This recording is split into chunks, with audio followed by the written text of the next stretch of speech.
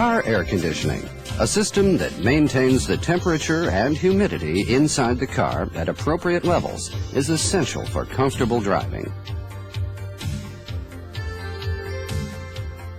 In this video, you will learn the properties of a refrigerant, how the refrigerant changes its form as it circulates through the system, and what will happen if the proper amount of refrigerant is not present in the system.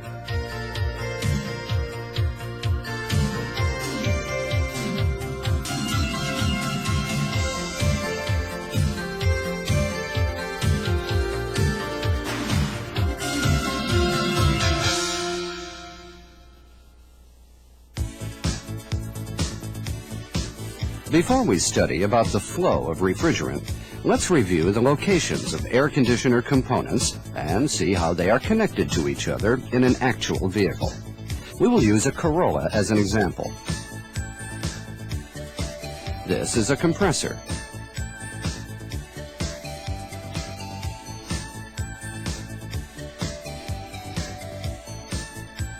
The compressor is connected to a condenser by pipes and hoses.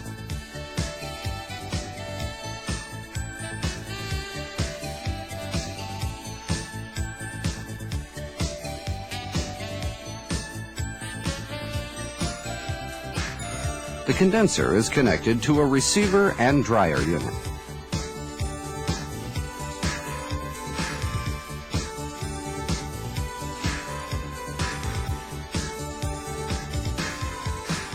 The receiver and dryer unit is connected to an expansion valve.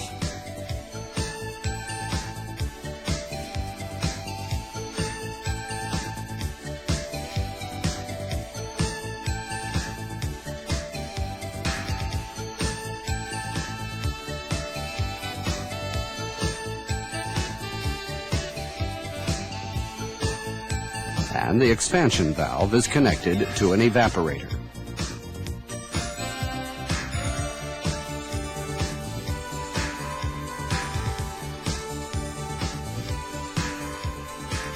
These main components are connected by pipes and hoses, and a cooling gas or refrigerant flows through these components, pipes, and hoses. Now, let's study about the refrigerant.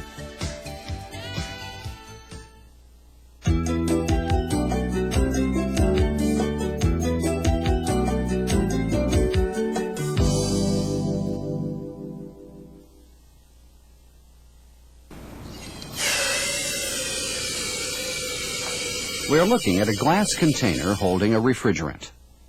The container has been placed on a block of ice, but the refrigerant seems to be boiling. In fact, it is evaporating.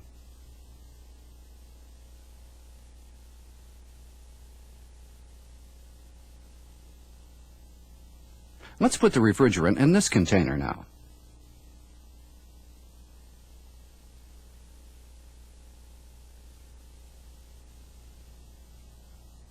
This container is not on ice now, so the temperature must be much higher than in the scene we just saw, but the refrigerant is not boiling at all. Do you know why?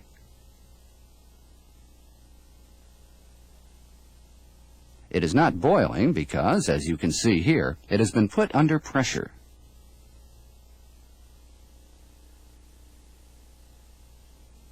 These two experiments show two things.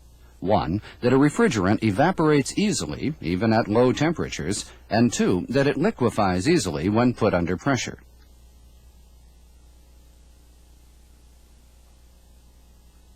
These properties of a refrigerant may be illustrated by this graph. This line represents the pressure that is applied to the refrigerant. This line represents the temperature. And this curved line indicates the border between a liquefied refrigerant and a gasified refrigerant. A refrigerant becomes a gas when both the temperature and the pressure are above this borderline. It becomes a liquid when the temperature and pressure are below the borderline.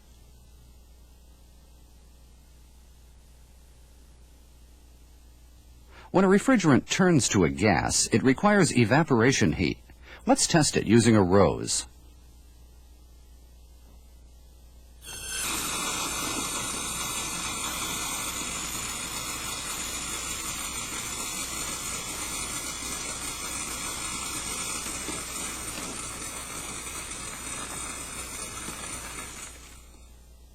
The refrigerant has taken so much heat from the rose that the flower has frozen completely.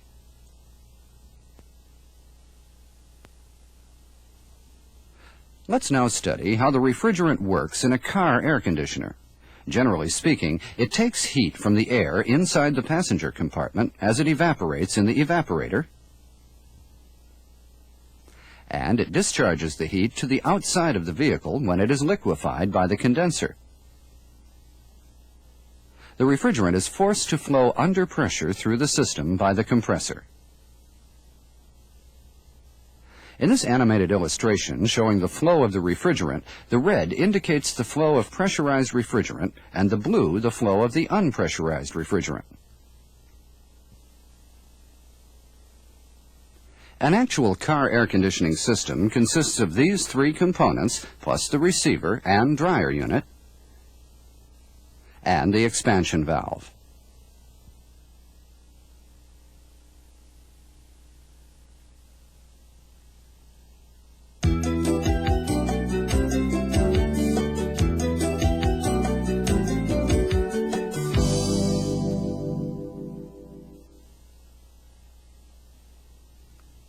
Now, based on what we have learned so far, let's see how a refrigerant actually changes into a gas and back into a liquid again.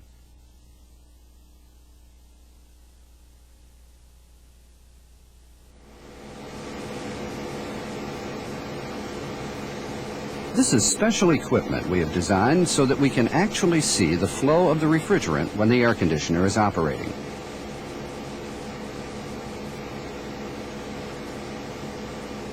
Flow of the refrigerant begins from the compressor.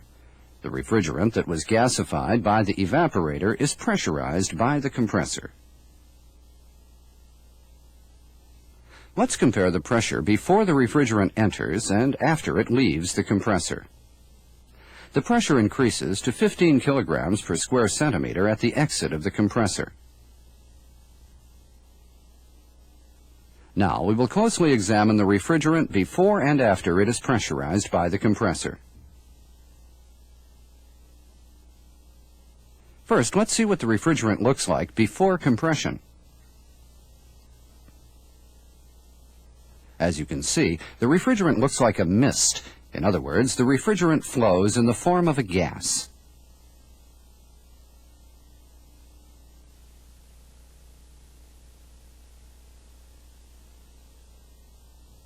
This shows the refrigerant after compression. It appears as if the refrigerant remains the same before and after compression. In other words, the refrigerant enters the compressor as a gas and exits from the compressor as a gas also. Let's check to see if there is any difference in the temperature of the refrigerant before and after compression. The temperature has increased from 13 to 94 degrees centigrade after compression. Let's go back to the graph showing the relationship between temperature and pressure.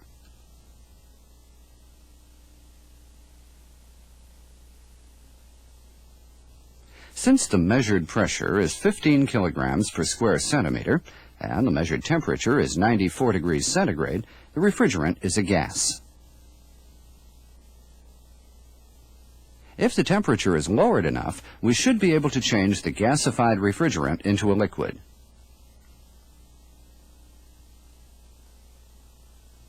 The hot pressurized refrigerant is sent from the compressor to the condenser, where its temperature is lowered.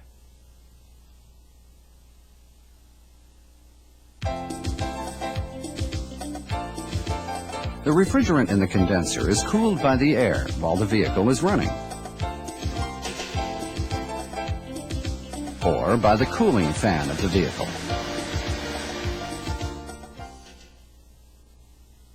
Let's measure the temperature of the refrigerant at the entrance and the exit of the condenser.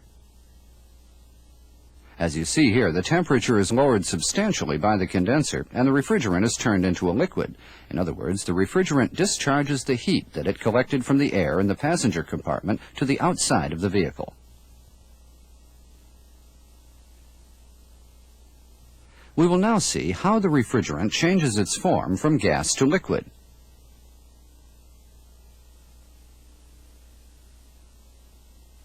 The refrigerant being sent to the condenser is still very hot and generally looks like a mist. In other words, it is usually a gas when it reaches the condenser.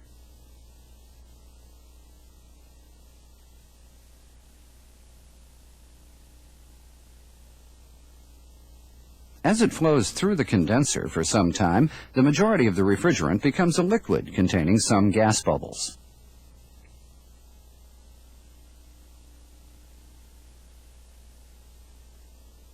This is the refrigerant at the exit of the condenser.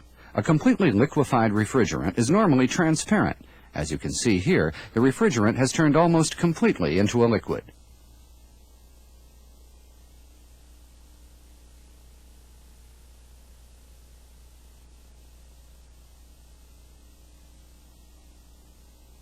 Liquefied refrigerant is sent to the receiver and dryer unit next.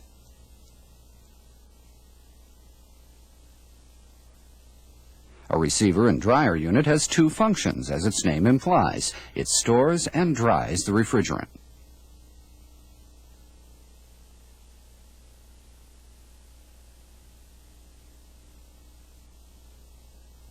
This is an actual receiver and dryer unit cut in half.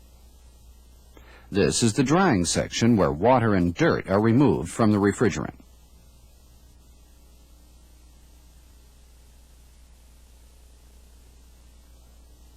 The refrigerant is dried and cleaned by the receiver and dryer unit, after which it is sent to the evaporator by way of the expansion valve.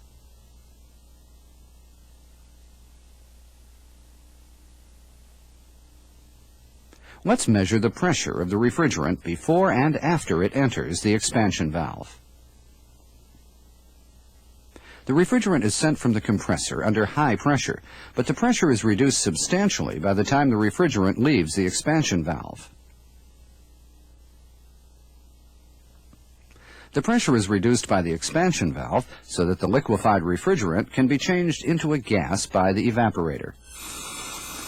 At the same time, the expansion valve adjusts the amount of refrigerant to maintain the cooling capacity at an optimum level. We will now see how the amount of refrigerant can be adjusted. The expansion valve is connected to a heat-sensitive tube that measures the temperature at the exit of the evaporator.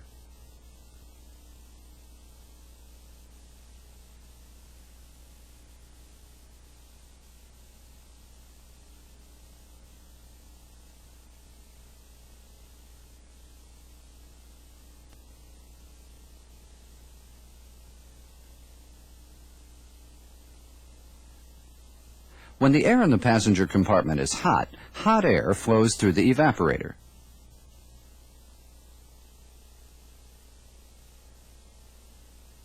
So the temperature of the refrigerant at the exit of the evaporator rises.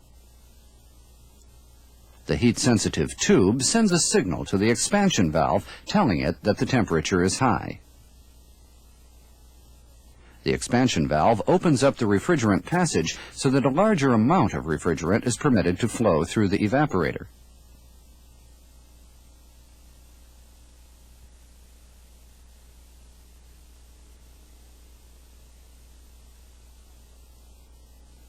On the other hand, when the temperature of the air in the passenger compartment is low, cool air passes through the evaporator. The temperature of the refrigerant at the exit of the evaporator drops as a result. The heat-sensitive tube sends a signal to the expansion valve. And the expansion valve reduces the valve passage accordingly so that a smaller amount of refrigerant is allowed to flow through the system.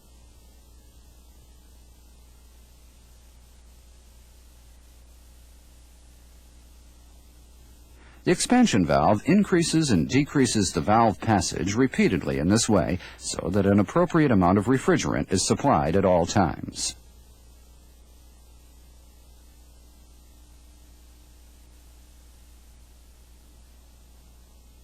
We will now examine how the air is cooled by the evaporator. First, we will see how the refrigerant changes in the evaporator after its pressure is lowered by the expansion valve. This is the refrigerant near the entrance to the evaporator. At this stage, the refrigerant is almost completely liquid.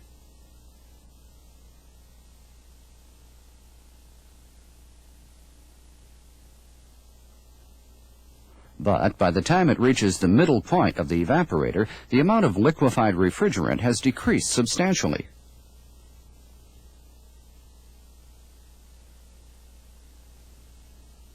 This is the refrigerant at the exit of the evaporator.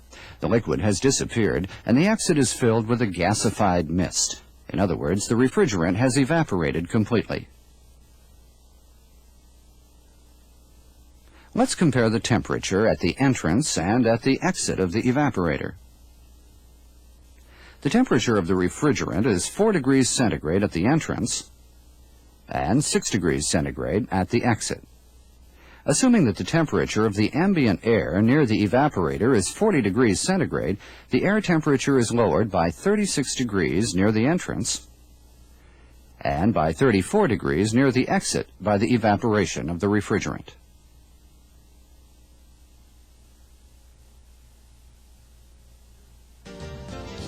There is a fan in back of the evaporator. This fan sends cooled air into the passenger compartment.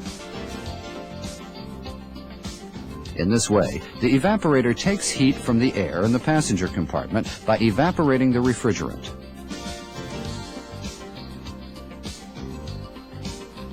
The completely gasified refrigerant returns to the compressor to start a new circulation cycle. Now, let's review the cooling cycle and see how the refrigerant cools the air in the passenger compartment.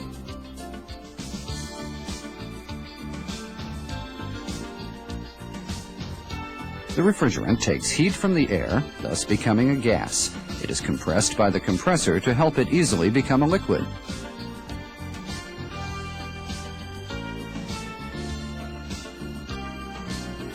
But simply compressing the refrigerant is not enough to turn it into a liquid.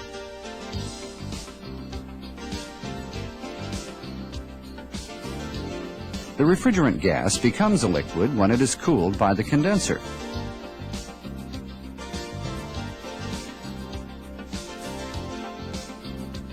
And the heat taken from the air by the evaporator is discharged outside the vehicle by the condenser.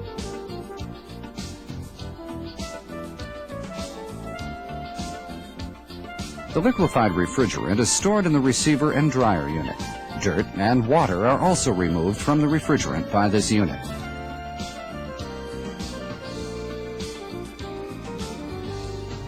The pressure is reduced by the expansion valve.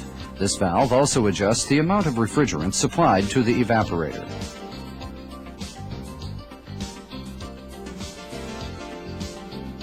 Then the refrigerant again takes heat away from the air in the passenger compartment as it is turned into a gas by the evaporator, and the cycle starts over.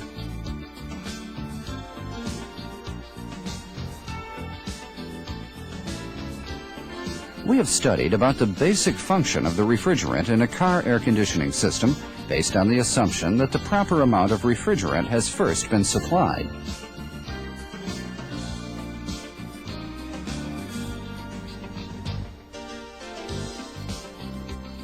Now, what will happen if the amount of refrigerant in the air conditioner is not enough, or if there is too much?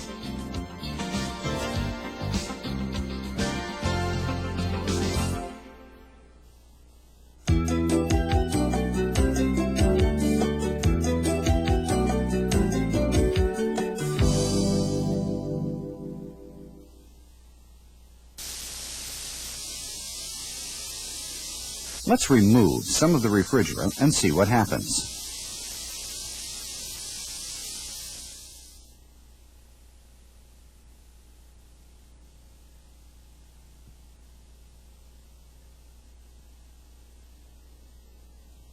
You can easily imagine that the air conditioner's cooling power will be less if there is not enough refrigerant in the system. But why is this so? When the amount of refrigerant is less, there is naturally less refrigerant in the receiver and dryer unit.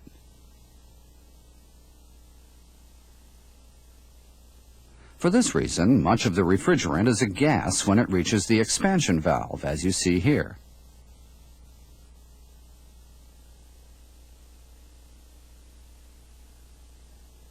What happens in the evaporator then?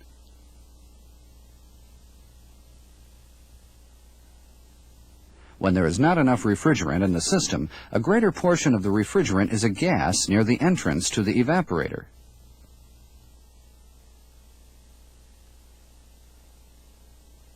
And most of it is a gas in the middle of the evaporator.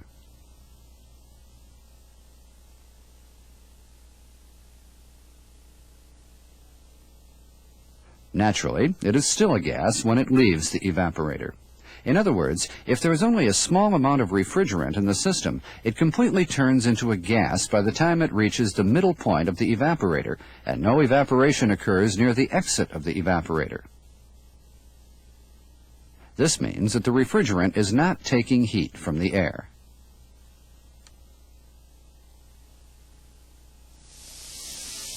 Now, what happens if we put in too much refrigerant?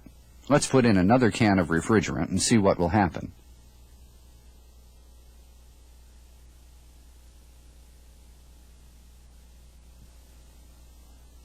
The receiver and dryer unit is now filled with the liquid refrigerant.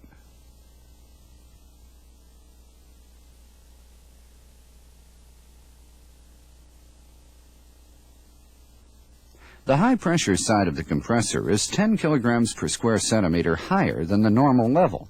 Such a high pressure sends far more than enough liquid refrigerant to the expansion valve.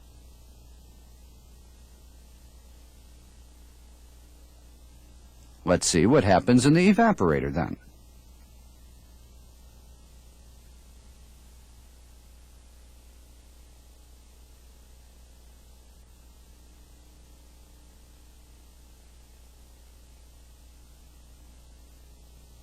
Most of the refrigerant is a liquid near the entrance.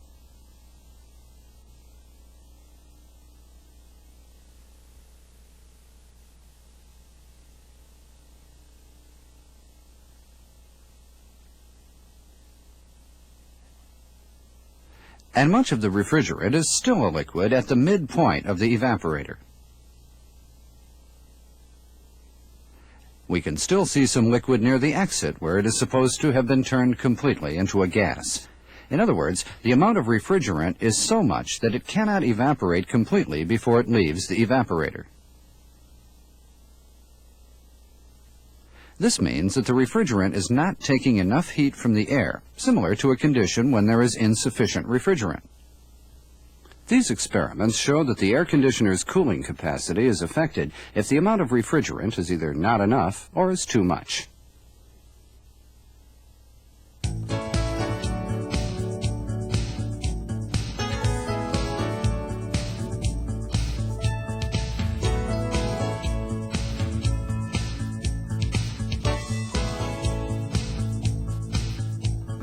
In this video, we have studied the basics of the refrigerant as a first step to learning more about car air conditioners.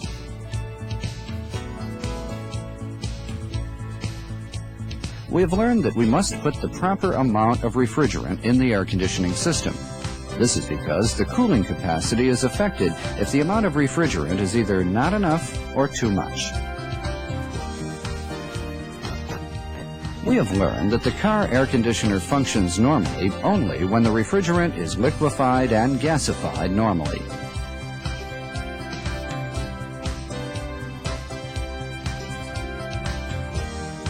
When you service a car air conditioner, please remember what you saw and learned in this video. We are certain that this video will prove to be very helpful to you in providing Toyota customers with quick, reliable Toyota after-sales service.